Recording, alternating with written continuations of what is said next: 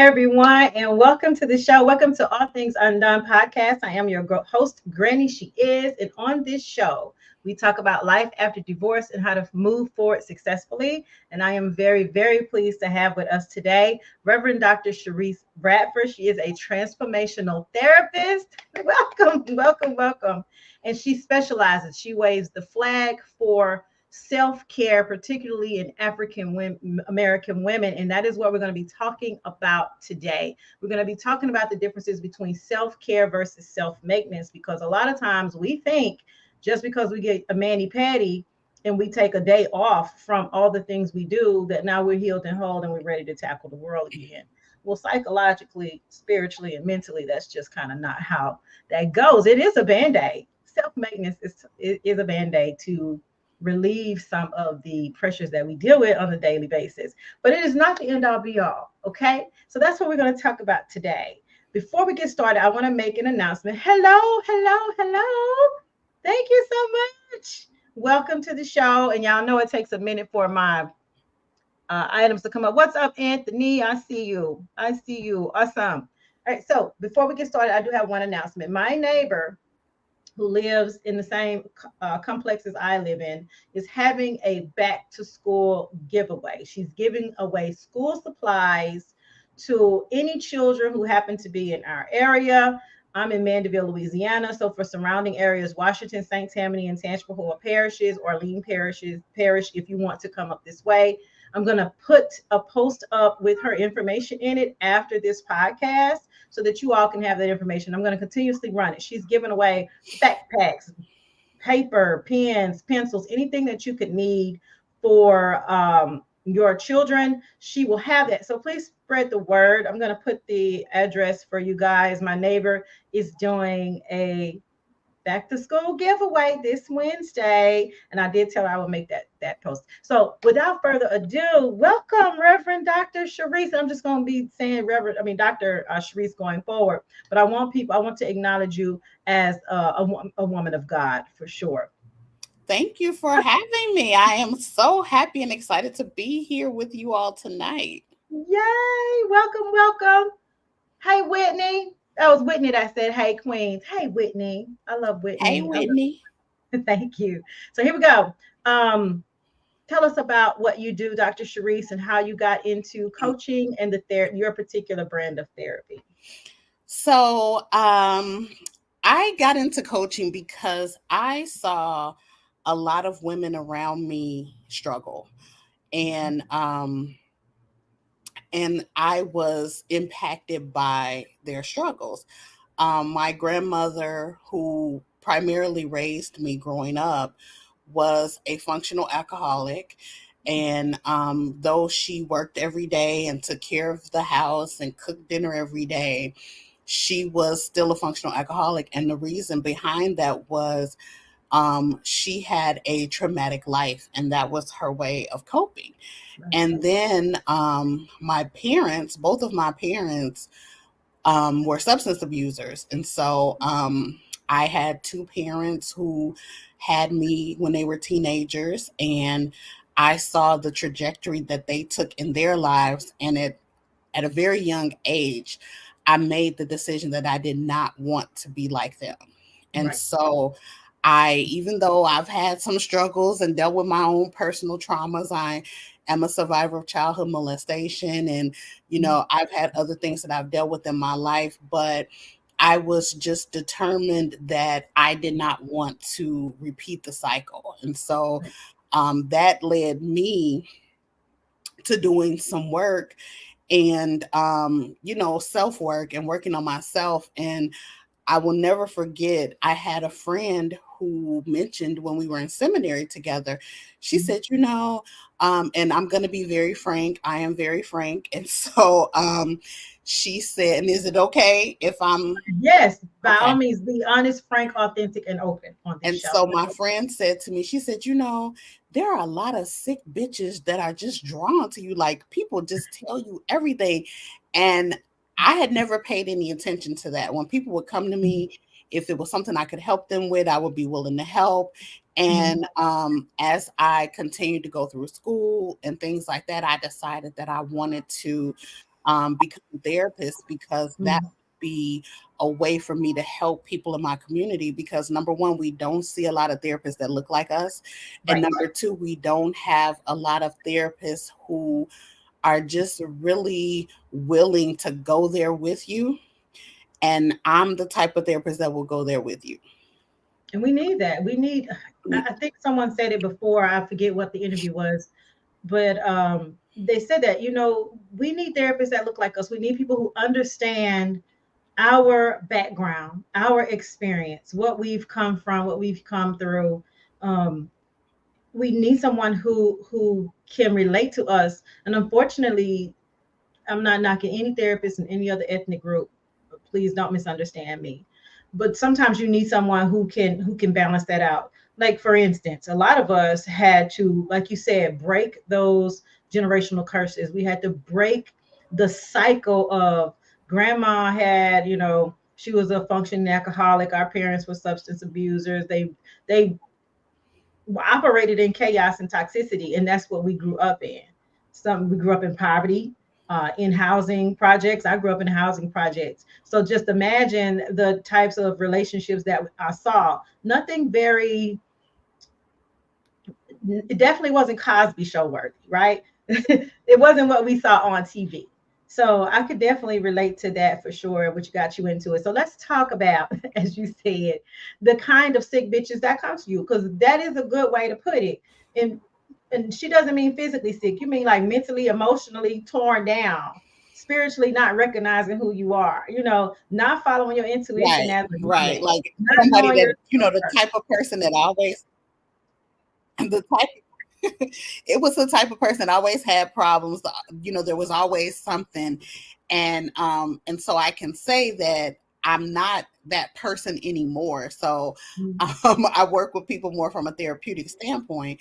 But at Right. that period in time, I was just open to being willing to help, being able to talk to people, to meet them where they were, and still do, but it Mhm. was just that I was less controlled about it. So I would Right. immediately go into problem solving mode. And I think for me, learning how to, going to school, studying the science of psychology, and Right. learning how to become a therapist helps you to figure out the balance between it, because there is a balance. And Mhm. so I'm happy that I was able to go to school and learn the balance and how to be more effective at what I was doing. Very good. So I want to ask you this, because the biggest thing is what I've noticed when I've talked to people through the years. My background is just training, and for the most part, managing people, communications, the science of communication. That's my whole thing. And what I've learned through the years, helping people and talking to people, I'm not officially a coach. I just train people. That's my whole thing. So getting stuck, getting people past. As a therapist, you probably see this a lot. People get stuck at certain points in their life, in their experiences that happen to them. Yes, we see them functioning, we see them going to work every single day, we see them taking care of their children, but sometimes they get stuck. I'm going to use a nameless, faceless person that I've known in the past, and they were stuck. They were a victim, unfortunately, of sexual molestation, and ran away from home at an early age. They were a teenager. They ran away from home because they reported this to their mother, who unfortunately didn't believe the child. Mhm. And so the child ran away. And thank goodness the grandmom took the child in. But at this point, this child feels unloved, unwanted, unworthy. And pretty much, as my cousin used the phrase yesterday, stepped off the porch, and the decisions that this person made after that just pretty much spiraled them out of control, because we are the culmination of the decisions we make in our lives. And she attributed, and we're going to say this person, I said she, but he, she, they contributed all of that, all those decisions to that one pivotal moment of being sexually molested and reporting it and nothing being done about it, and no one believes me. Now what? Now, and they're still stuck. How do you move a person past that as a therapist? And I know it's a deep answer. That's a loaded question, but I'm going to ask. So it's actually really not a loaded question because that is very similar to my background. Okay. So when I was molested as a child and I spoke up about it, nothing was done. And so you are in a very strange situation where you are doing what you've been taught to do as you grow up. If something happens to you, somebody does something to you, Right. speak up, tell. But then when you tell, nothing happens. And so what was all of this training for if I get to this crossroad and nothing happens? And then more than anything else, Mhm. um, as parents are the protectors of their children. So as a child, you then feel unprotected. So who is my protection? And so Mhm. for a lot of youth and young people in that situation, you become your own protection. And that's a good thing and a bad thing in a lot of ways because you're hypersensitive. You sometimes you create scenarios where you shut people out and you don't allow people in, Mhm. and you can do that in physical ways. A lot of times when you see people that are hoarders or people who Mhm. overeat, it's a protection mechanism, and so that is the way that they have found to protect themselves. I will make being around me unwelcoming so that people don't, want to be around me and they don't want to be in my presence. And so those are the types of effects that happen when you enter into situations like that. However, um, you don't heal from it overnight. And Right. so it's a process. And the Mhm. first step in the process is to understand that number one, it's not your fault. Right. The um the incident, the violation that happened is not your fault. The fact that the people that were supposed to protect you failed you is not your fault. Mhm. And so you start from there, and you start from that framework, and you start to realize that as you grow older, you find Mhm. yourself in this space where you have to reclaim that peace that you should have had as a child. Now, the memories don't go away, and you Right. will have triggers and things like that, but you work to find a workable peace where Mhm. you can live a healthy life, a productive life, a um a life without the dysfunction and the chaos that can come from situations like that. But you have to do the work. And Right. the most important part of the work for me and from what I've seen with a lot of people is understanding that it's not your fault, because people Right. internalize that they take the blame. They feel like I did something wrong, or I did something to cause this. I was the reason why. And it's Right. not you. It's not you. Mhm. It is a series of dysfunctional people around you who failed you, but you didn't fail yourself. Which is beautiful. And that brings us, that's like a perfect segue into self care, because this is kind of where it begins, right at that acknowledgement of saying, hey, these things happened to me. The memories aren't going to go away. So I have to start here with accepting and acknowledging it happened. It's not my fault. Forgiving myself. That is a hard Hmm. process. I've worked through some, I'm still working through some things, not only from childhood, but as an adult that I've gone through the years, and just trying to get making peace with certain things. Some stuff is easy to get over. Other things, traumatic things, um, not so much. Not so much. So self care. I want you to kind of let's get into talking about, for someone who would say it's overwhelming. I don't know where to start, because that was back to my example of this faceless, nameless person. I started my healing journey some years ago, and Hmm. I was talking with this person, and had become really really close friends for years.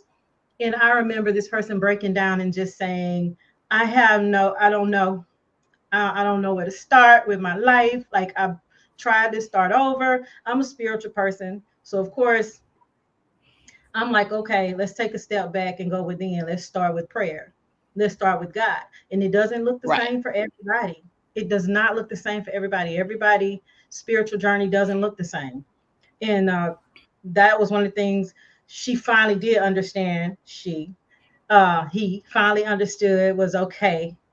It doesn't look the same because she kept saying, when I kept saying, okay, let's pray, let's talk about it, let's dive in a little deeper with prayer. Prayer is not what you think it is. It's a conversation with our higher being, with our God. It's a conversation. You can have it just like we're having this conversation now, Dr. Sharice. You have this Hmm. conversation, and God will show you through signs and synchronicities that what you have asked for is coming to you. We just have to be open to see it, to notice it. But she was patience is the one. That's the thing. So forgiveness of self and patience. She was like, I want it to happen now. I don't see it. It's not happening fast enough. And I don't know where to begin with this. So Uh, it's kind of hard because it's different for everybody. So where to begin without getting lost and drowned in your own thoughts? and so it's very interesting that you bring that up because we have become accustomed nowadays to life of convenience. And that even comes with our emotions. We want those instant fixes, the instant happy, the instant right. And I come from a generation that predates microwaves. And so when Right. I grew up, you used to heat your food up in the oven. And so Mhm. You said everybody didn't have minutes, right? everybody didn't have a microwave. You had either that oven on the top of the stove or the one on the bottom, Mhm. and you that's how you reheated your food or you reheated it on the stove. And so though evolution is wonderful and it's great to see all of the progress that we've made, a lot of times it can also set us back because now people want everything to be instant. You have instant coffee. Like I remember the days when my grandmother had the little percolator coffee pot and you plugged Right. it in, And so we want everything instant now. And that is, and especially when it comes to our emotions, that's not Mhm. how it works. We cannot flip our emotions on and off like a switch. A lot of Right. people do, a lot of people try, but it's not genuine. And so you mentioned the word patience. And I think people think of, you said it in your intro, self-care is, oh, I had a rough day, I'm going to go get a manicure, I'm going to go get a pedicure. Right. Self-care for me, my paradigm for self-care is starting where you are with what you have. And what I mean by that Mhm. is self-care, number one, should not cost anything. Right. We have been given all of the equipment, all of the tools, all of the knowledge that we need to take care of ourselves. And it's just to use it. And so, what do I mean when I say that you start with where you are with what you have? So, I'm not Mhm. going to give you a solution or a one, two, three without a plan. And so, Right. here it is. And so, for me, self care is as simple as waking up 5 minutes earlier in the day Mhm. and sitting in silence, just a time where you can center, where you can, get your thoughts together, where you can, and not even so much about, a lot of people will tell you, plan out your day and think about, that's not what this is for. It Right. is a moment that is just for you. And especially people with kids, like, do it before the kids get Right. up or before your spouse gets up, that you just you time. Like when you say you time, it doesn't require you having to get in a car and, Right. drive out your gas and all this other kind of stuff. Like you should have a place in your house that is a peaceful spot for you. Right. And that's the beginning of self-care. Mhm. You can get a piece of paper and you can write on that piece of paper three things that you're grateful for every day. And for me, it is planting seeds. And so that's planting a seed. And so when you plant those seeds, good things come back to you because you're not focused so much on the negative or what's going wrong or, Right. what's to come. And that can be at the beginning of the day or at the end of your day. Um, Another thing that I suggest people do is to like if you're a coffee drinker or if you drink tea, get up and have your coffee or tea by yourself for just those Right. 5 or 10 minutes where you have that time that's just your like woo saw time. If you live in a place, I live in Chicago, so this next one, doesn't work all year round for me, but Okay. get out in nature. And so walk outside of your house, take a walk around the block, or, if you don't live in a safe area, don't go where you have to run, for safety. But, if there is somewhere safe for you to have that time where you can just go outside and walk around the block, or if you have a backyard and you can go and just stand in your yard and Mhm. just smell some fresh air, and that's totally free. It costs you nothing. And so when I talk about self-care, it Mhm. is the things and the activities that you can do Right. that don't cost you any money. I typically do self care challenges in my Facebook group or on my Instagram page. And normally I do them for like 30 days. Sometimes I do shorter ones. And one of the things that I always start with, the first day is always to write a letter to yourself. And the purpose of that is this: we all, it is my opinion, and I will stand behind this 100%, or Okay. as one of my coworkers says, 10 toes down. Ten toes. Um, with we all like to get something in the mail that's not a bill. Oh And yes, Lord. Oh, encourage people at the beginning of the month to just sit in quiet and solitude and write a letter to yourself. And it could be about anything. But then wait 5 days, 10 days, wait to the end of the month, and okay. then mail that letter to yourself. Actually put a stamp on it, put it in the mail it to yourself.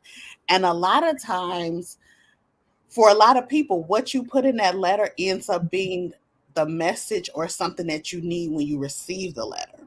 That's And it's amazing. something that is so easy to do, or Mhm. even if it's not a letter, a card. Like I have a box or two or maybe Mhm. three in my house that are cards. And so if I'm out in the store, if I go to the dollar store and they have like a really pretty unique card that's blank on the Mhm. inside, I will buy those pack of cards and just use it to, write a card and send a card to yourself. Oh my Or God, we have something in common. I do or send a card to somebody that. that Yeah. yes, or send a card to somebody that you haven't talked to in a while, or Mhm. because that same way that you feel good getting something in the mail, other people do too, and it could just be like, oh wow, Amy thought of me. She sent me a card. This is, great. Mhm. But it's those little things that we do. Self care is about little things. And I'm Mhm. not knocking the big stuff. I'm not knocking the medis and petties. Look, my nails are done. I need to get a pedicure, and I will in the next few days. But my toes look good. It's that time of the year. Oh, But yes. that's, to me, that's maintenance because I'm spending money. I have Mhm. earned the right to be able to do that. And Right. self-care is, and that's a privilege. And Mhm. so self-care is your God-given right. It's not a Mhm. privilege. It is your God-given right, because Right. there should be something every day that you can do for you that is considered self-care. Very good. So listen, y'all. See, that's the difference. Self-care equals organic, things you don't have to pay for. Your God-given internal instincts, intuition, and ability to bring yourself out of whatever you're feeling. That's what that is. Versus self-maintenance is when we have to attach some dollar signs to it. Getting our nails done, getting a massage, getting a pedicure, going to get our hair done, shopping, retail therapy, going out to eat, maintenance, self care, meditation, writing letters to yourself, journaling, taking 5 extra minutes in the morning for yourself, prayer, if you pray, because I know that we are, like I said, we all view God and spirituality differently. Me, I pray, I talk to God all day long. First of all, He keeps my secrets so well, and they're not even secrets because if you're confessing it to God, it's not a secret. Uh, so Him, I could talk to about anything. Mm-hmm. Getting back to what she said when it comes to self care maintenance, I was going somewhere with that, and my brain was like, "Oh yeah, I know what I was going to say." Yeah, the morning routine. Thank you, Whitney, And for it could that. be an evening routine too. So you It could do really 5 minutes at the start of your day. So for me, I drag in the morning, but and I will tell you guys what I do for self care. okay. But it could also be at the end of the day too. So it doesn't have to be a beginning of the day kind of thing. You can wait till everybody go to sleep and have 5 or 10 minutes of peace all to yourself, or 5 or 10 minutes where you watch your favorite program uninterrupted, where you don't have to share the remote, or you don't have to, Right. it so it could be at the end of the day, or it could be your wind down routine, but it's whatever you make Mhm. it out to be. Very good. Thank you. That's true. Morning. I'm like you. I'm really not a morning person. Now I set my alarm every day for 6:20 a.m. to get up. Lately, I've been waking up between 5:45 and 5:55. I've awoken 3 times last week. It was 5:55. I said, let me go look up that angel number. It means change is coming. Mhm. Transformation, but change is always Right. happening. But yes, indeed, self care, organic, self maintenance, you got to pay a little money for it. Not so And those organic. type of things happen. You will have, so for me, I normally get up at 6, but it's like about 5 o'clock, I gotta go to the bathroom. So, I get up and then I can go back to sleep for that hour and it does not bother me at all. Mhm. But then once I start my day, so self-care for me is in the morning, and what I do is I take a hot bath every morning. And it's from anywhere from 30 minutes to an hour, but that is my time where it's quiet. Mhm. um, there's no interruption, and it's peaceful, and there's Mhm. something soothing about the water, and Mhm. it's just my time where I'm totally relaxed. I'm Mhm. totally just, disconnected from any and everything before I get my day started. And then, Right. of course, I get my day started. And one of the other things that I do is I try to get to work very early. And so, even 5 or 10 minutes entering the office before my coworkers, I Mhm. have that time where I can get a jump start on emails before people start making demands on your time for the day, Right. and do things in the office that, because I'm very, very, very, very intentional and deliberate about my time. So Mhm. they know when Sharice is off work, unless it is like almost the building on fire, like she's gonna deal with it when she comes in the office the next day. Mhm. And I left work today early because I've been getting over a cold, and it's like that last little bit that's just playing with you, Oh, like no. I'm not going nowhere, and you Right. feel, All in your throat and stuff. you know And what? I'm going home.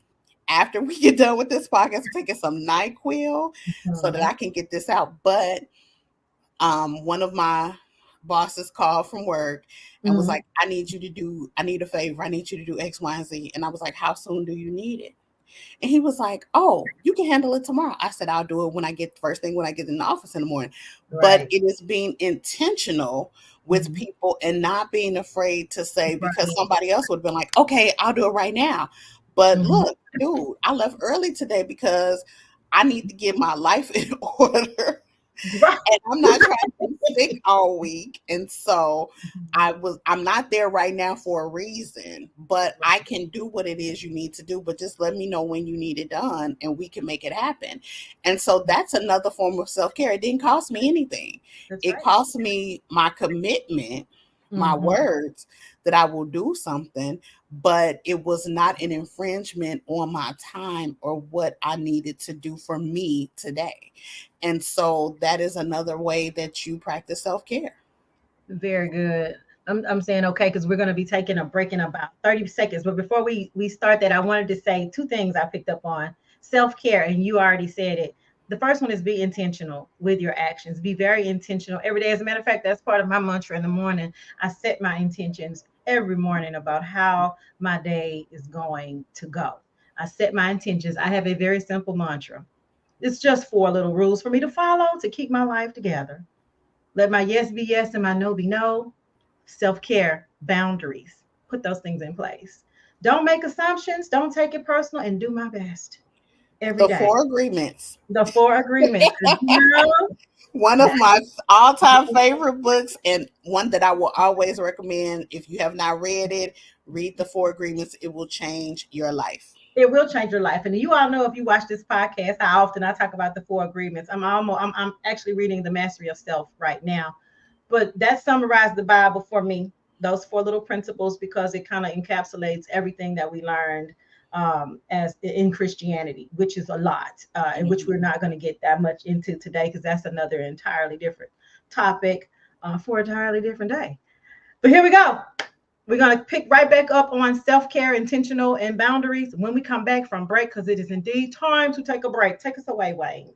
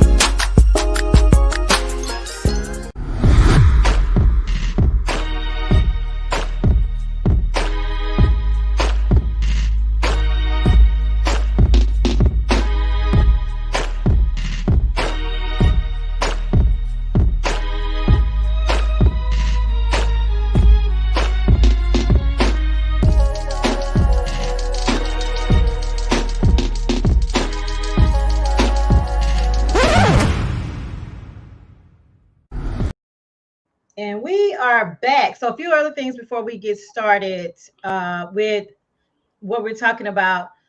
Please download the BWNC app. It is free. It is Black with No Chasers Radio. And so we're definitely trying to support that. So make sure you do that. Also, if you're watching this, like it and share. Please join in the comments, but definitely like and share so we can get other people to know about the podcast, so everyone can walk in love with God, self, and others, and we can learn how to move past heartbreak successfully. Okay? So that's that. Check out our other shows. I need to mention Dylan's Dive Bar coming this fall as part of the lineup for I Am Woe Media Group. And you already saw all the other lovely programs that we have. So, yeah, we're doing great things. My whole mission is for us to learn to walk in love with God, self, and others, to move past heartbreak. Okay.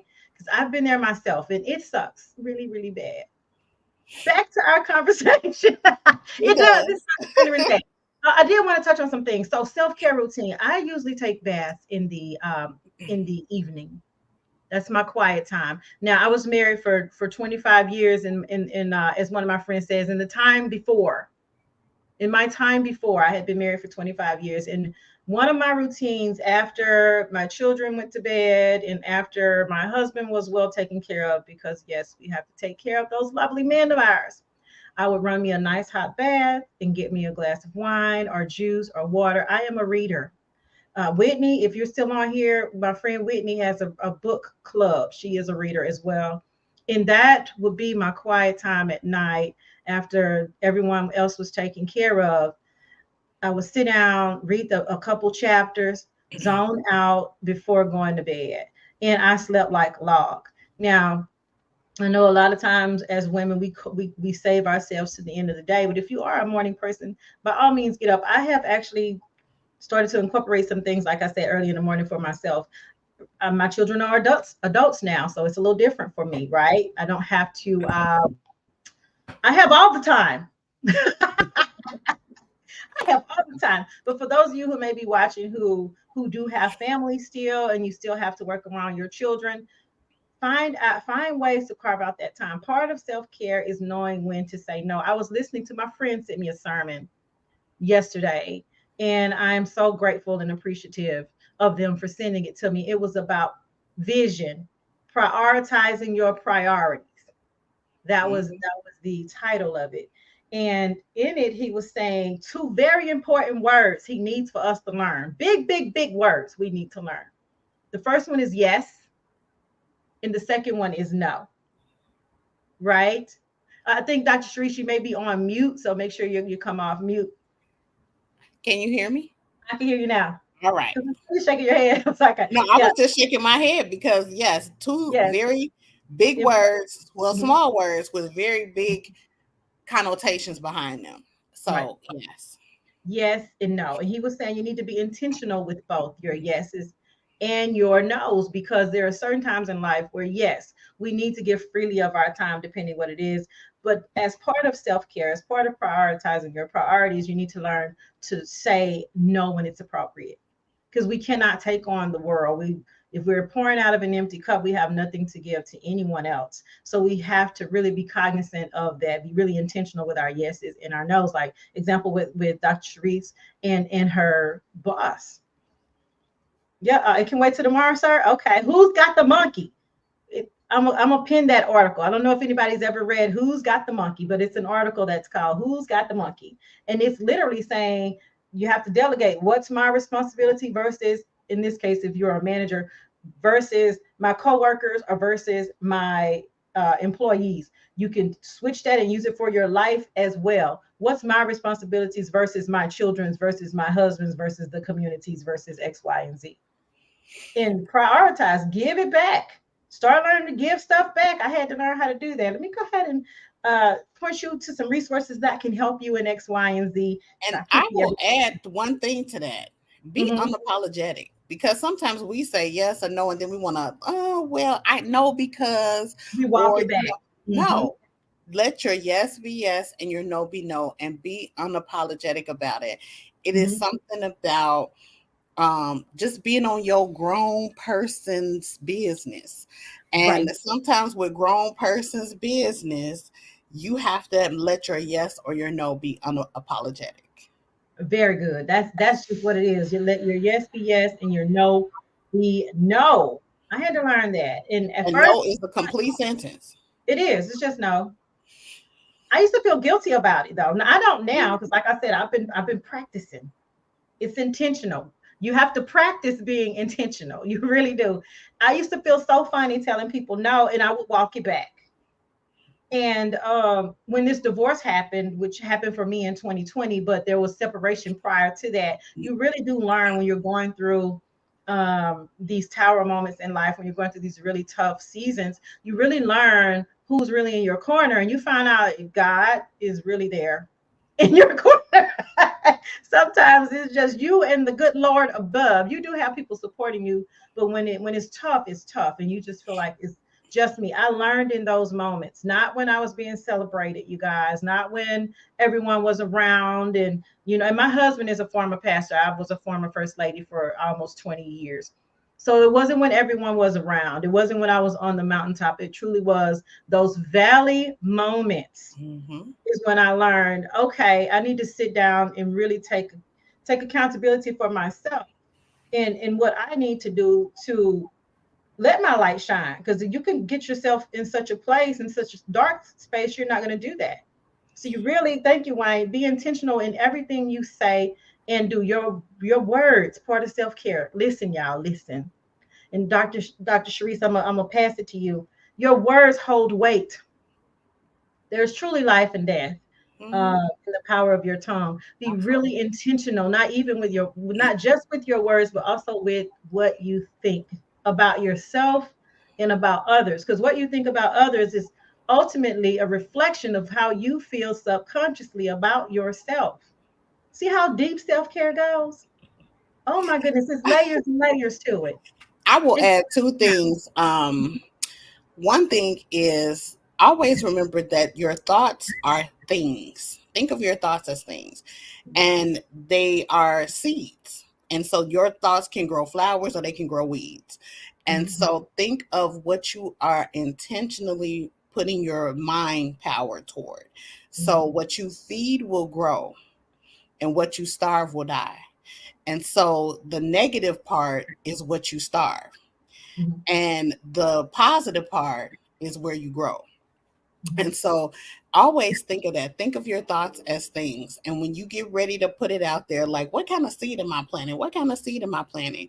Because, you are planting something when you think about things. That's what people talk about, prayer and manifestation and belief. And, mhm, it all starts in your mind. And so, Be very careful in what you're planting.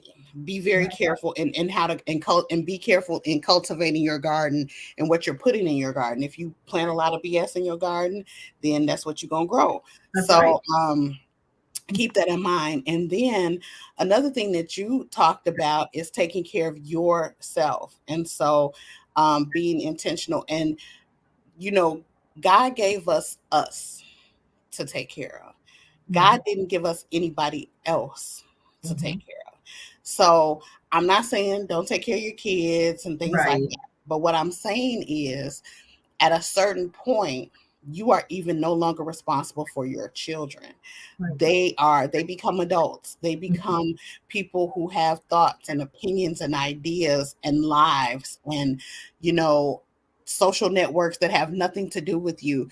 You are responsible for you. And a lot of times we spend so much time trying to be responsible. You want to answer that too I'm while going to you. answer this question. We spend a lot of time putting so much energy into other people, and Mhm. we're not putting anything into us. And so that saying you can't pour from an empty cup. Right. No. And so we spend so much time emptying our cup, sprinkling a little bit on everybody, and then Mhm. when we come back to the cup, it's empty and it ain't nothing in there for us. And Right. so we have to be more intentional about us. And so these seeds are energy. Yes, absolutely, Jonathan. You are putting energy into Mhm. what you think. There is power in Mhm. your thoughts. There is power in what you think. And so when you put it out there, yes, that energy leaves you and it can come back and it can be multiplied. Mhm. Now, the the mathematics behind the multiplication is how much work you put into it. Mhm. And so thoughts are going to come and go. And there is another thing, another acronym that I will leave with you all, and that's ANTS. Mhm. ANTS. And ANTS are automatic negative thoughts. And so nobody ever said that you won't have bad thoughts, you won't think bad things. They happen. You know, God said that weapons would form, they just won't prosper. Right. And so you can get rid of those automatic negative thoughts. Mhm. What do you do when you see ants in your house? You squash them, you spray them, whatever, you get rid of them. However, Mhm. whatever your method is, I'm not trying to promote animal cruelty or anything like for the people who like animals, but you get rid of them because they're unwanted pests. And so that's what you have to do with the automatic negative thoughts. Mhm. And so just remember that again, your thoughts are things. They are like seeds. You can grow flowers or you can grow weeds. So be intentional about what you're planting, Mhm. how you're fertilizing what you're planting, and then watch what harvest after you do that. Awesome. And so Jonathan Let's also asks, how do we get. refill our cups when we are depleted? I'm Mhm. glad you asked that, Jonathan, because Mhm. we're going to get into that. Let's get into Again, it. there is a difference between self care and maintenance. Refilling your cup is not the weekly standing appointment for your mani pedi or Mhm. your haircut or your, appointment with the beautician. You can refill your cup however you feel you need to refill your cup. So I refill my cup daily with my own quiet time in the bath. When I have those moments, that carved out time to myself, I am refilling my cup. Mhm. I am recharging, so to speak. You know, when your phone gets in the red bar, and we all get in the red bar from time to time, the way to fix that is you recharge. And so you have to figure out what that is to recharge. And again, we just talked about being unapologetic. So a lot of Right. times we institute things to recharge or to refill our cups, but then we're apologetic about it. You know, I don't want to wash dishes today. I want to just sit on the couch, Mhm. and the dishes ain't gonna kill nobody, Mhm. and they gonna be there There, when you. nobody. And so, if recharging or refilling for you is 5 or 10 minutes just on the couch. Like I came home one day last week and my husband's sitting and we sitting in the living room and I just came and laid across the couch. The TV wasn't on Mhm. and I just needed that little few moments of peace. And Mhm. I just came and I just stretched out on the couch and it was like, Okay, like Dr. Sharice, I'm gonna take this mhm, comment right here, and we're gonna come back to your scenario. So, Jonathan, and our condolences to absolutely. heart goes out to your friend's family. The comment, you guys, if you can't see it, says, "I wish a friend of mine was here to hear this. Sadly, she committed suicide last week. Recharging is so important." Now, before we move forward, we please do this after the show. Please share the suicide prevention hotline. Please do that. I have some resources pinned in the All Things Undone Facebook group that can help you guys. Please share it with friends who are going through things. When you see people post things on Facebook that you think are harmless phrases, but it kind of has a negative undertone, or they say something like, "I love you all, I'm glad we spent time together." Those kind of comments, when people put those out there, check on your friends. Check on your strong friends too. Check Hmm. on the people that are always smiling and they always have their life together. You feel like they do. Check on them. They go through things too. I will be honest with you. I have never committed, contemplated suicide, but I've contemplated leaving my family, leaving my children. I've like been in such a state of numbness and depression and just feeling dead inside and just saying, well, what if I just start over completely? That's, you can't run away from your problems. It is, unfortunate that people do, but suicide is a way that people try to escape. Hmm. Unfortunately, it's a permanent ending to this life. It's a permanent ending. Your energy will continue on. Your spirit will go where it needs to go. Whether you believe in dharma, karma, or God, hell, and heaven and hell, energy never dies, you guys. It It can never only be changes destroyed. form. It just transforms. So that person is, their body is no longer here in human form, but they have to still learn whatever lessons they need to learn in the what we call the afterlife. That energy goes somewhere. So we will keep her family in prayer, her spirit lifted up, Jonathan. Lift Yeah. your friend's spirit up for sure. Please, please, please, you guys, look at those resources. I'm going to repost them again after the show for suicide prevention hotline, for abuse of any kind, and also reiterate the other resources we have available for you guys, including Dr. Sharice, who is a transformational therapist. Her information will be available for you guys. Last week we had Nilzara on, and right now Nilzara is doing a name your price type of session. So I'll have her information up too. She is an abuse recovery coach. So And do you all have the number 988? 988 is a new mental health crisis hotline. And I just want to say that it is so um, timely that we are having this discussion because today is the last day of Minority Mental Health Awareness Month. oh And wow. so July, every July is Minority Mental Health Awareness Month. And this is the last day of Minority Mental Health Awareness Month. And so Jonathan, again, our condolences to you on the loss of your friend. And there are so many people who are at that edge and walking a fine line and they just feel like there is nowhere to turn and nowhere to go. And I would say, it sounds cliche, but there is always hope. There is always help available. I am very intentional. I work in the area of finance in my daily life. Mhm. And one of the things that I am very intentional about is to make sure that people understand that there are free resources for absolutely everything you are looking for in this world, Mhm. more than you would ever dream, hope, or imagine. Right. And so, but a lot of times people, again, and especially in the African American community and communities of color, mental Mhm. health, talking about it, dealing with it, asking for help, searching for help, there's a stigma attached to it Mhm. because we were strong.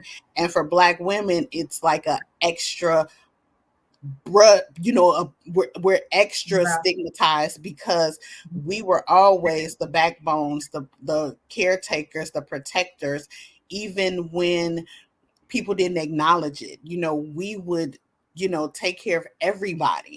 And so for us, it's sometimes even more stigmatized that because we have become accustomed to wearing our capes. Yeah. And I just say now it's not cool to wear a cape anymore Mhm. unless it's a costume party or, you know, it's take off the cape and again be unapologetic about it.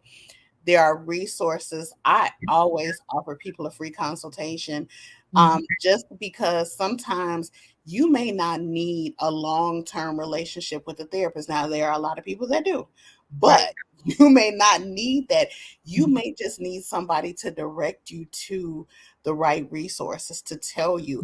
And for those of you who are listening and you have a job, 9 times out of 10, if Mhm. you have employer provider health care, if you look on the back of your insurance card, there Mhm. is a number for your employee assistance program. Right. And that is an underutilized resource. And Mhm. that is a free, confidential mental health care provided by your paid insurance that you are paying for, because most of us contribute to our insurance plans. Yes, we do. So it is a free resource available to you. You can call them. They do exactly the same thing that you would pay a therapist for. They cannot disclose that you have called, that you can. The only time we as mental health professionals make phone calls or report is if we feel like you're a threat to yourself or Right. a threat to someone else. Other than that, what you share, what we talk about is absolutely confidential. And so, absolutely use your benefits. And that Definitely. is another thing of self care I want to add Mhm. so that this does not get missed either. Right. Use, go to the doctor, people. Go to Yes. also a part of my self care challenges Mhm. when I do self care. And one of them is to make sure, however old you are, from the age Mhm. of 18 until you leave this earth, there are health screenings that, Mhm. and especially in the African American community, that we need every year, every Right. 5 years. And so know what those screenings are at your age, know what those age appropriate screenings are, Mhm. and go to the doctor. If you do not have insurance, there are community healthcare clinics, there are Mhm. community healthcare providers, there are hospitals that are state, county, government funded that you can go and see a doctor for. And if you don't have insurance, make those appointments now, because a lot of time if you're going to the free clinic, and ain't nothing wrong with going to the free clinic if that's what you have to do, but sometimes there's a long wait to get in. And so make those appointments now. We have got to stop playing with our health, Yes, we do. because we are dying from preventable issues that we can deal with if we would just go to the doctor. Sure. And it is not, listen, here's the thing. And we were talking about being unapologetic about things. Sometimes in this life, we need to be selfish. Dr. Sharice mentioned this about our children being outside of us. At the end of the day, you have to be selfish about this one body that you have. This is the body your spirit and soul is housed in. This is the body your energy is housed in. And the scripture talks about, taking care of your temple. And a lot of times we keep that on the 3D level, thinking that that means I shouldn't curse and that means I should follow the 10 commandments, because in a way that's kind of how it's ingrained in our heads. Taking care of this temple physically, going to the doctor, it will break down on you if you do not take care of it. Part of my daily mantra, part of my self-care routine in the morning, is I talk to this body, and I talk to this body at night too. I thank it for carrying me. I thank my feet for carrying me, because it's the only pair I'll ever have to walk through this entire journey. And my feet have to carry me spiritually and physically in this 3D world. Thank you to my heart for pumping the blood all over my body. Because if it stops, guess what? That's it. That's the end of it. You know, every part of your body, whether we acknowledge it or not, plays a vital role in us keeping balanced. It is so vitally important. My body, I love it. I cherish my body. And the more I learn about it, the more I know about it, the more I want to cherish it. We are not kind of taught it that way coming up. But now that I'm older and I understand, I clearly see and understand for myself. This body here, I want it to be well rounded. I want to be balanced in all things, you know. Physically, yes, that doesn't mean go to the gym and you ain't got to go in there and then, no. Go to the doctor and get your checkups. Go get those things. They're really important. The older I get, the more I want to go. I get one ache and pain. I'm going to the doctor. I'm sorry. Because I've My known finger people. hurt. What's Yeah, wrong with my finger? I need to know what's wrong with this finger because I had an uncle who didn't go to the doctor, right? He just said, oh, I just had a minor ache. He thought it was a minor ache, but maybe he had a high tolerance for pain. When he finally got it seen about it, it was cancer that had metastasized all over his body. And unfortunately, he did not live long. And it's not just him. I had a female employee who thought she had a sinus issue and did not get it seen about. And 3 months later, she passed away. So these minor things that you think are, oh, it's just a minor ache, you better go get it seen about, especially if you want to live your best life and you want to be here for your friends and your family. And most of all, if you have a mission in this life to let your life shine in whatever capacity that is, whatever God has laid on your heart to come out into this world and share with other people. I don't care how small you think it is. Okay? Get out and do it. God told me, share, walk in love. Show people how to do it. Show people how to do it. It's not hard. You just walk in love in your everyday, regular life. You just be you, and Hmm. I'll do the rest. Okay. And I said, okay, God, I can do that. I can come out here and do that. And that's it. That's what I'm doing. So please see about yourself. See about yourselves. I can't even stress it enough. So I have yapped and yapped. I'm sorry, Dr. Sharice. You are doing absolutely well because I will say this. In the Christian community, there are too many of us as Christians that walk around test the line. Test the line, yes. And the first test the lie that people will tell you is that they are blessed and highly favored. They are Yes. depressed, they are sick, they are broke, they are broke down, they Mhm. have struggles, but we want everybody to feel like we have fake temples. Yeah. And so, you can have in Chicago, a lot of our houses and buildings are made of brick. And Mhm. so now people build houses and they are this fake brick facade. We got to stop testing line and we got to start being honest. Mhm. We are men are taught to man up and push through pain. That is a fallacy. Yes. And it is why a lot of our fathers, grandfathers, uncles did not live like, listen, Sherelle just gave a perfect example of her uncle, had Mhm. minor aches and pains, and came to find out it was cancer. And the fact of it is, most cancers, and I used to work in the healthcare field, so most Mhm. cancers are preventable if they are caught early enough. Very true. And so when you don't go to the doctor, you delay the egg, you delay the pain, it it's because you don't catch it early enough.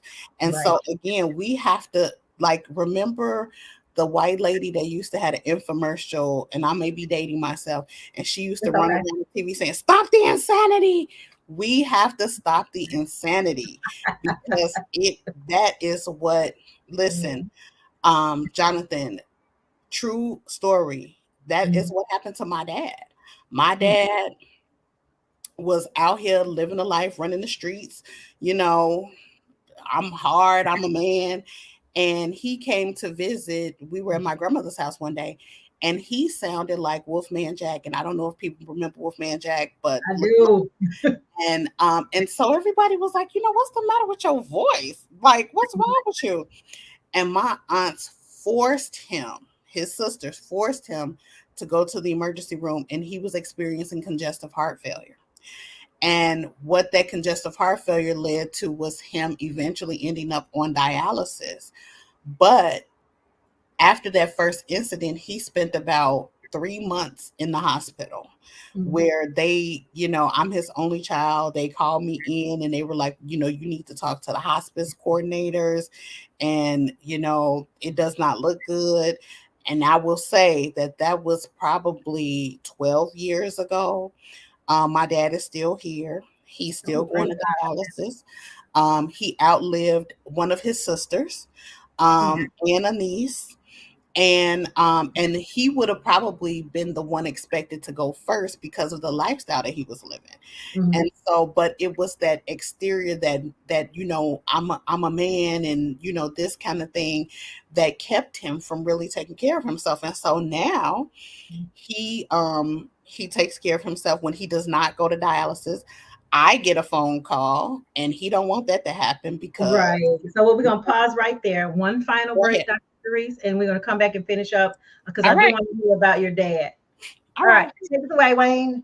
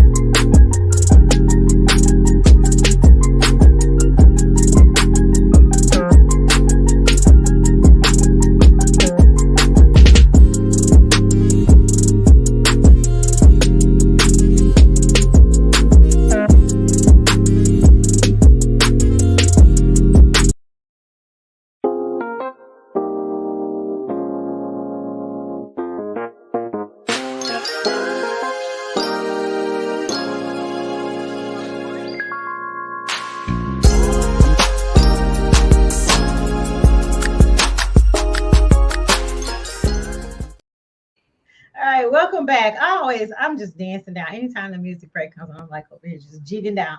So, welcome back, everyone. Welcome back. Again, wait, we have one more. Oh, yes, my daughter, Riviera Nathaniel. She's the owner of Relaxation Remedies.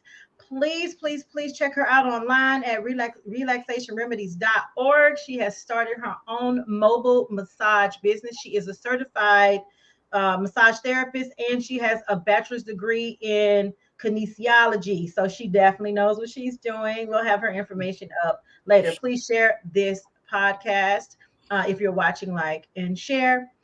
Back to the conversation. Your dad, who apparently is doing very well in his remission, He, they call it remission, right? so he actually still has dialysis. Okay. And like I was saying, I get those phone calls, but now let's go back to boundaries and being intentional. Mm-hmm. I will call him and say, look, dialysis called. They said you didn't make it. You know what you need to do. And Mm-hmm. that's the only conversation we're having. He's a grown man. He is my parent. And Mm-hmm. so I am not going to take that role on of parenting him. And Right. so I put that responsibility back on him because there was once a time when I would take the responsibility and, do I need to leave work and come and pick you up and take you to dialysis because you missed your ride or whatever? No, we don't do that anymore Mm-hmm. because just as I'm intentional about taking care of myself and going to my appointments, he Right. has to do the same for himself. And I can't save him. I can't put a mask on him when I don't have a mask on myself. They tell you that on the plane. Mm-hmm. And so he has to learn how to navigate a lot of these things. And that's what manning up really is, Jonathan. That is how you man up. You take responsibility for taking care of yourself. Right. Very true. And it's necessary, it's needed. And setting those boundaries, like you said, the parents, partners, children, community, church members. I love that test the lion. Oh my goodness. I think that used to be my biggest pet peeve sitting in church um Sunday after Sunday. And it becomes so routine. some people may not admit this, but it's the truth. It becomes so routine. You have the same sisters and brothers getting up doing the same test line, and they blessed and highly favored, and they on dialysis. They got gout. They just got out of the hospital last week, and they're gonna be back in the hospital the following week. And pray for them because they got surgery coming up. And in the back of my head, I'm sitting over there like, are you manifesting your healing? Or you got the same Or testimony? your illness. Like, what's going Are you manifesting your healing or your on? illness? Right, that's it. Unintentional manifestation. You're manifesting something, and you Hmm. keep having the same complaint. And I used to just sit there like, okay, all right, God, I don't know. I don't know, test the line. And then the same ones are different story for a different day. That was my vent. Absolutely. But you have to be, and when you are in a caring profession, you Mhm, have to be careful with that, because I mhm, remember being in church, sitting next to a friend, we were in prayer, whatever, we were holding hands. And so after the prayer was over, I said, "What's going on with you?" And he was like, "What do you mean?" And I mhm, was like, "Your blood pressure's high." And he was like, "No, it's not." And I said, "You need to go to the doctor tomorrow." And he mhm, was like, I'm good. Man up, the strong black man, mhm, facade. mhm, And he went to the doctor. I saw him in church the next Sunday. He said, "I'm never sitting next to you again because mhm. I went to the doctor. My blood pressure was high." And I said, "I could feel it. I could feel your heart beating through your hand, through the palm of your hand." Wow. And that's how I knew. I don't have no superpowers or anything like that, but that was a sure sign that there was something wrong. Mhm, And so, even just paying attention to those small things and listening. If mhm, someone makes a suggestion, and fortunately, he listened when I made that suggestion and went and was able to deal with the situation. But you have to be intentional about how mhm, you take care of yourself, refilling, as Jonathan asked, mhm. making sure that you recharge. I am Right. very intentional about resting, rejuvenating, recharging, and doing what we need to do. Very true. I used to brag about not getting enough sleep, and I know that is not a flex. I okay, I learned that the hard way. That is not a flex where you're working, working, working. You're working friggin' 80-hour work weeks. You're doing AM. I was doing AM PM shifts as a training manager.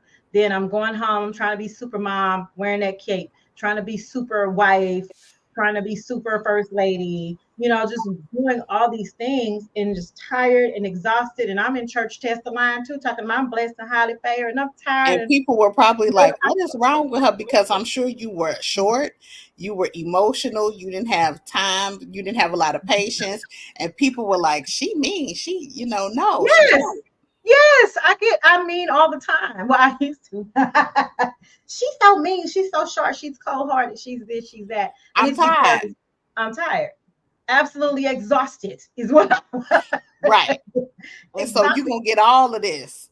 And in this new life of mine, I'm learning to rest. I'm learning to say no with intention.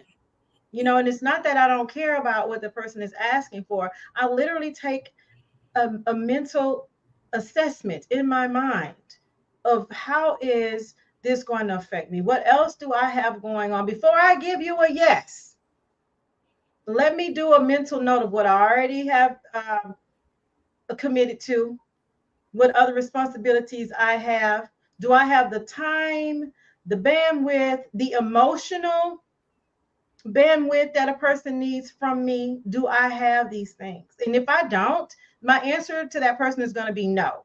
Now maybe I can point you into another direction, another source, someone else who can help you. And even if I can't find that, I'm going to send you with my love and my blessings and my prayers. I'm not just going to be like, okay, no. Now some things, if it's ridiculous enough, I'm just going to say no. You don't get an explanation. That's part of healing too, knowing when to give someone an explanation and when not to.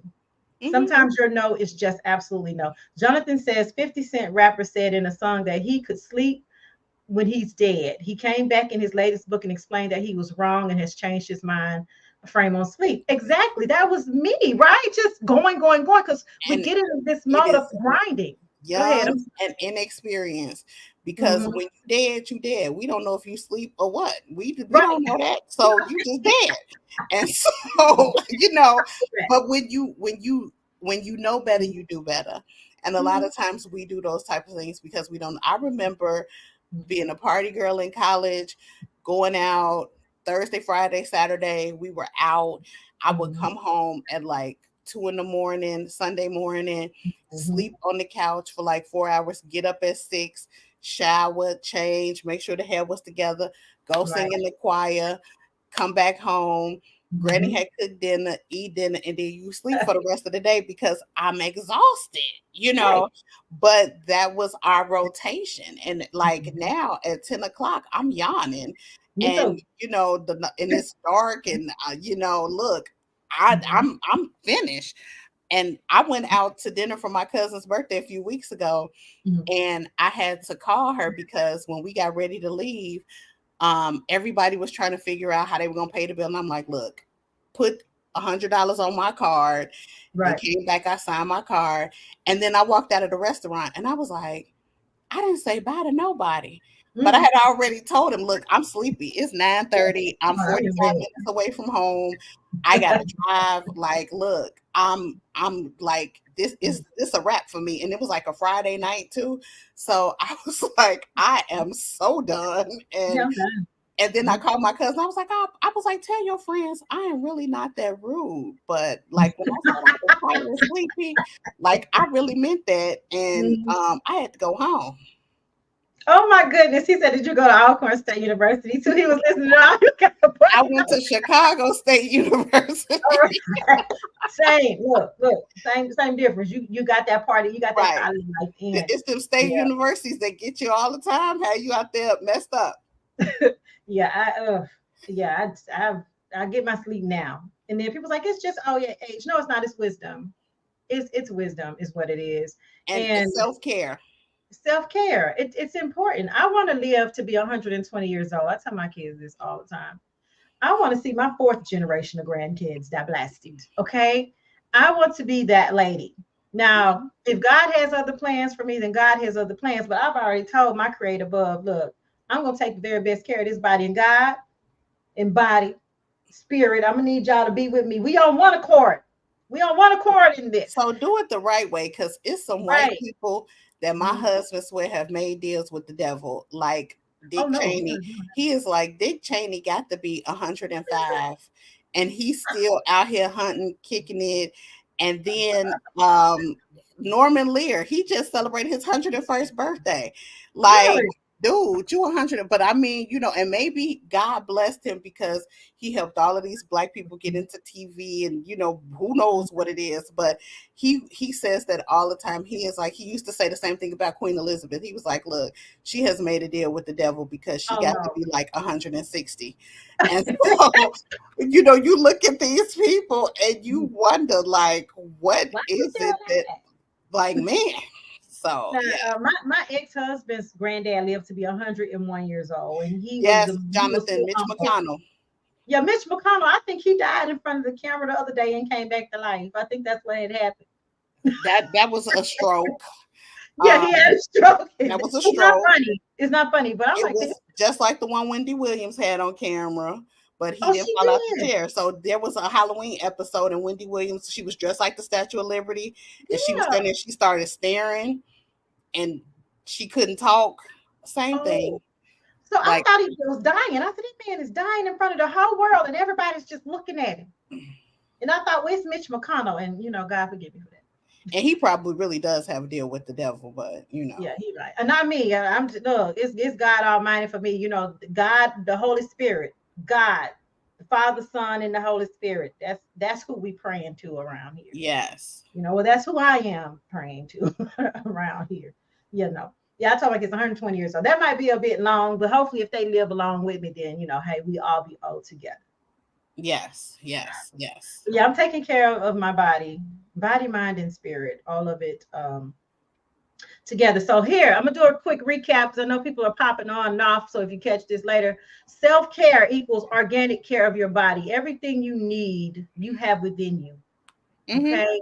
And to heal yourself, to find internal happiness, to be balanced, to live your best life for God, for self, and for others. Yes, I put self before the other people because you have to live in this body. This is your temple. and you have to be here for other people. So you got to take care of yourself. Moving past that heartbreak, at the very beginning of this, we said, how do you begin? How do you begin? It's different for everybody, right? Go ahead, Dr. Sharice.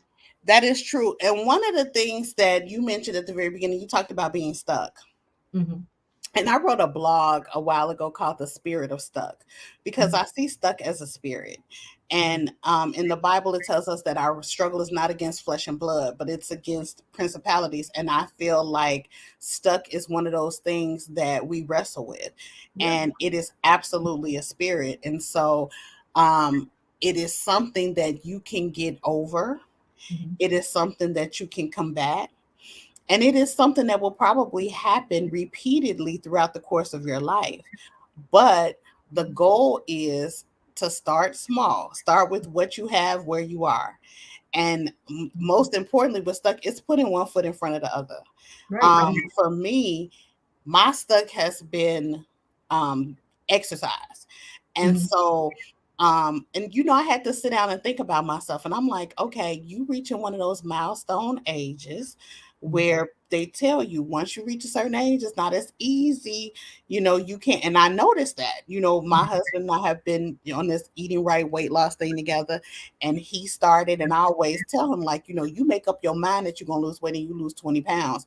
And Right. it took me 20 months to lose 20 pounds. And so, um, but our motivation is different. And now, honestly, he Mm-hmm. will go and work out for an hour, hour and a half. Mm-hmm. I struggle to fit 30 minutes into my day. And it comes back to that. I'm teaching people about self-care. And Mm-hmm. so if I'm working multiple jobs, I do contract work, things like that. And I'm giving everybody else my time, and I can write them an invoice for the work that I'm doing for them. And I can't stop for 30, 35 minutes a day and go walk on the treadmill or go walk around the neighborhood, or, Mm-hmm. you know, like, seriously, is that really what we gonna do, Sharice? And so I had to have, and that's how I talk to God, and that's how I talk to myself. Mm-hmm. And so Right. it was like, I can't go to the doctor and be mad when I leave when she said, well, Miss Bradford, you need to lose 5 pounds or 10 pounds. I can't be mad at her Mm-hmm. because she has given me the tools that I need. And again, it's free. She Right. lets me walk every day.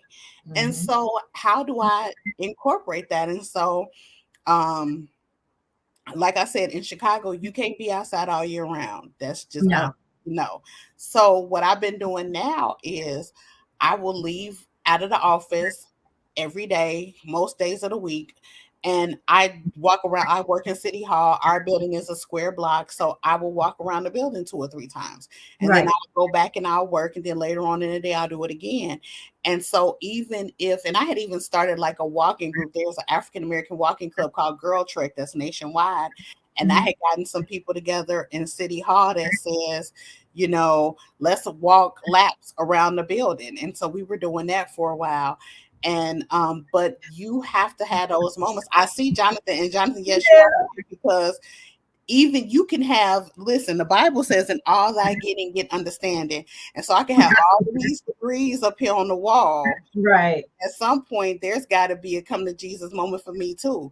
And so, Mm-hmm. we can be the best at what we do and still fall short on our personal side. And so I try to, like, one of my friends said, um, that hallelujah is not the highest praise that you can offer God. She was like, that's what we were taught, but that is wrong.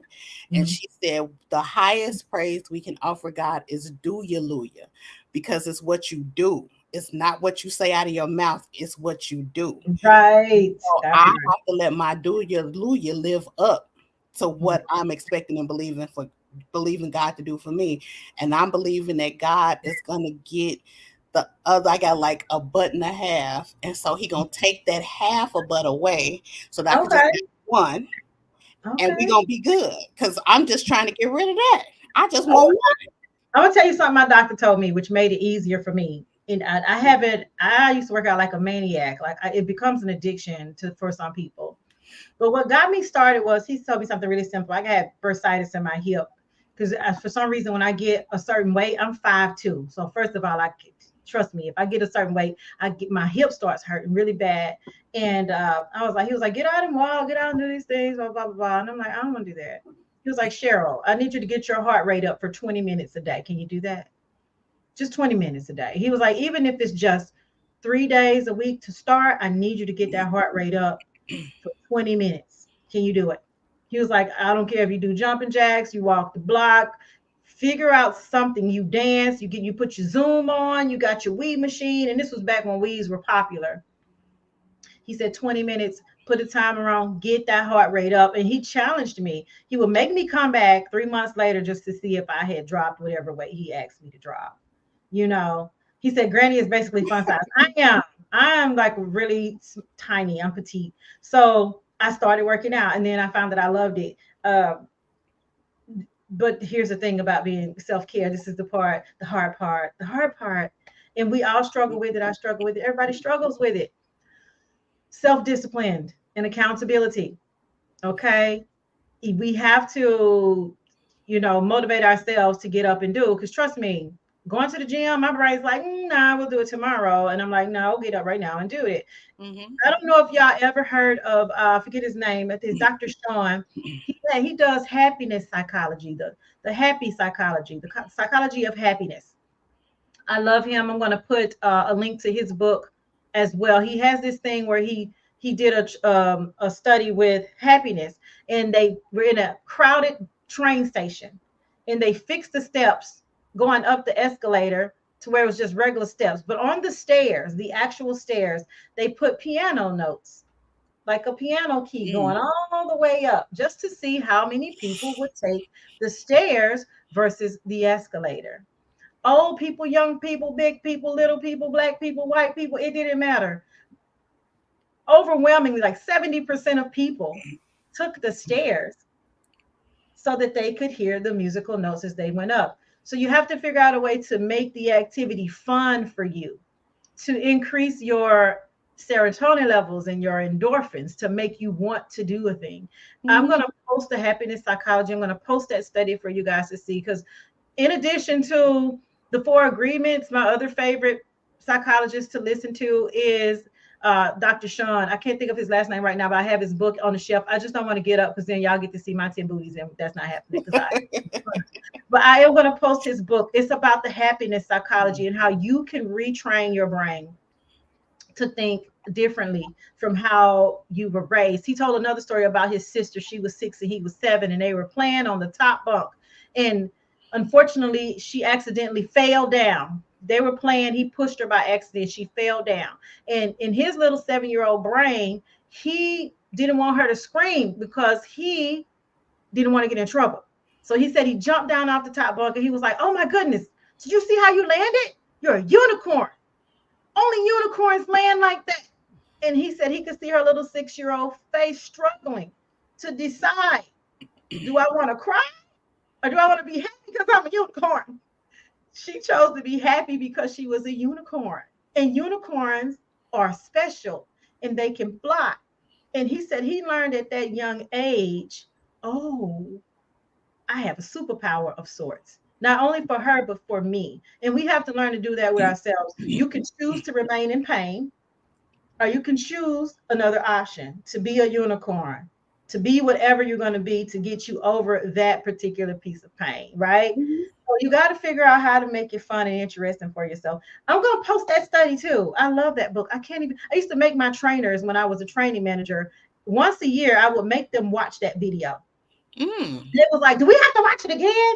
Well, yeah, because see, this the negative self-talk that's getting you. Let's Right. do it again. Let's do this exercise again. Because you have to learn every day. It is a everyday journey. We're doing this every day. Okay. I was Absolutely. so exhausted. We had a family reunion. I didn't get home to 1 o'clock in the morning.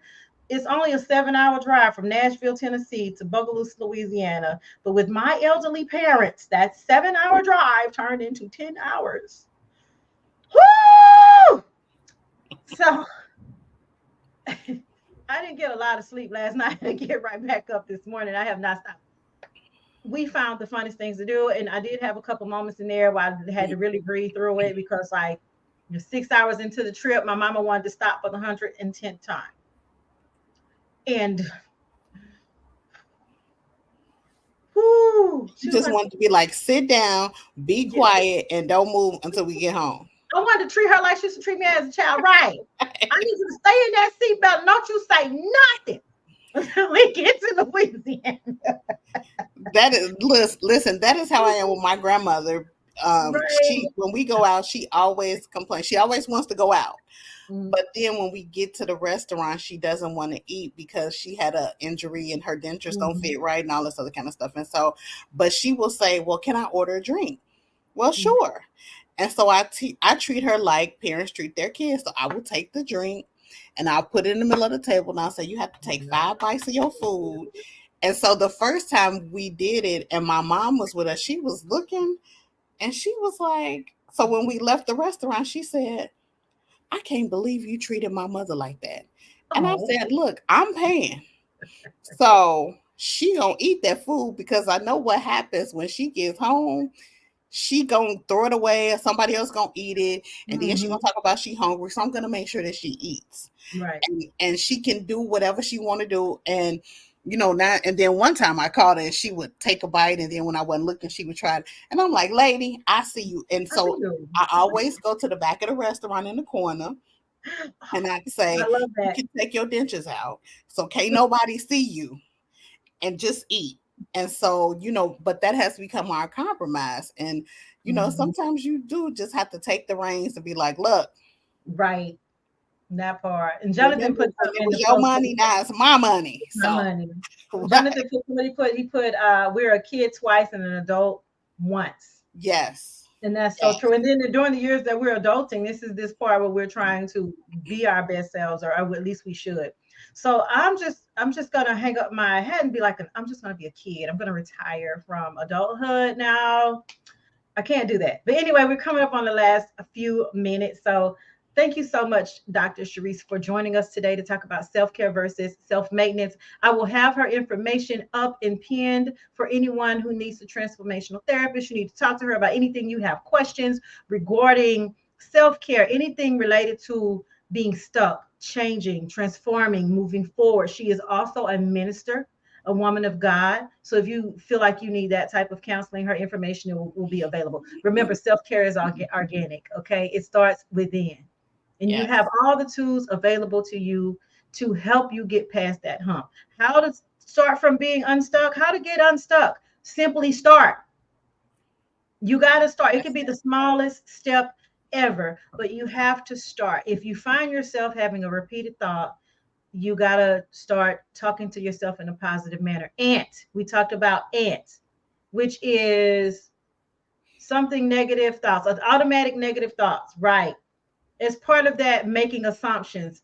Don't make assumptions. That's part of my motto. We automatically wake up making assumptions about ourselves. There's certain parts of my body I don't like, but now I'm changing the way I feel about the certain parts of my body because, again, I want this body to carry me all the way through life.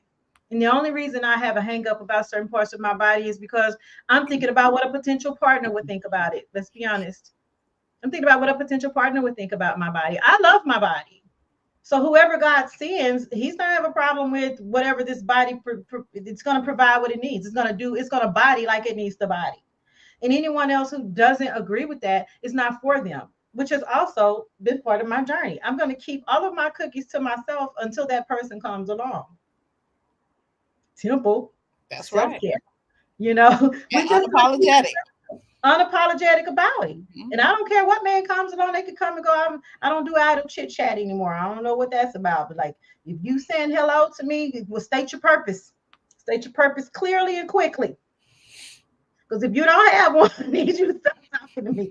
Again, unapologetic about my no. I To the ain't got left, to the left. I went to nothing see else about. Beyonce 2 weeks ago. So to the Woo! left, to the left. Very good. Congratulations. I hope that was that fun because I want It to go. was wonderful. It was worth every penny. I did not spend $1,000 paying for no ticket. I bought a ticket on a resale app. It was very reasonable. I had Oh, excellent good. seats, and it was worth every dime I spent. And even Very if good. it was more than that, I work every day Mhm. and You're I can good to go. afford it. That's self maintenance, you guys. You see the difference? She went and got her some self maintenance because hey, I love a good concert. I love a good comedy show. Thank you so much for being on the show. I will have your information posted. I hope to have you back in the near future. I also need to announce to you all that this is season 2, episode 10. I forgot to say this in the beginning. This is my final episode for this season. Yay! Yay! Thank you so much. We ending the season on self care versus self maintenance. This episode will be available not only on Facebook but also on the I Am Woe Media Group page. It's going to re-air tonight on Black with No Chasers Radio. So make sure you all download the app for free. It will be available on all other streaming platforms this Wednesday at 5 a.m. It will be available wherever you get your podcast, Spotify, Apple, Google, Amazon, iHeartRadio, Free Radio, and wherever you get your podcast. Okay. Thank you so much. God bless you, Dr. Sharice. We will be in touch. We're going to stay in touch now because you're part of Yes. the family. You're part of us All all right. the time. Okay. Yes. Do you Thank have you for anything you having want me to say? You're again, and welcome. good Woo! luck on season 3 and everything else that is coming your way. You deserve nothing but the best success. Thank you, and same to you. God bless. Wayne, you can take us out. Stay on, Dr. Sharice. Don't go off just yet. But crowd, everyone. See y'all later. Bye. That's it. That's it.